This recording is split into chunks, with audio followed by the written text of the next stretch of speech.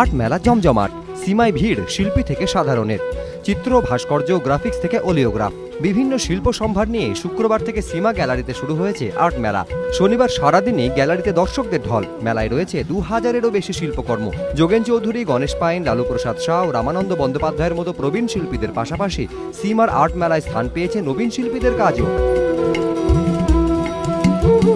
একদিকে ছোট ছোট ছবি থাকে, মানে বড় শিল্পীদেরও এবং তরুণ শিল্পীদেরও, সেই সবগুলো সাধারণ মানুষ সহজে কিনতে পারে। আর তার সঙ্গে আর একটা জিনিস প্রথম থেকেই চলছে, সেটা হচ্ছে আড্ডা, শিল্প নিয়ে আড্ডা, শিল্পীদের মধ্যে আড্ডা। সেখানে সিনিয়র আর্টিস্টের সঙ্গে জুনিয়র আর্টিস্টদের কথাবার্তা হচ্ছে। উপরি পাওনা হিসেবে রয়েছে জমজমাট আড্ডার আসর, যেখানে শিল্পীরা নিজের মুখে বর্ণনা করছেন তাদের সৃষ্টির কথা। মনোজিৎ সরকার, এবিপি আনন্দ, কলকাতা।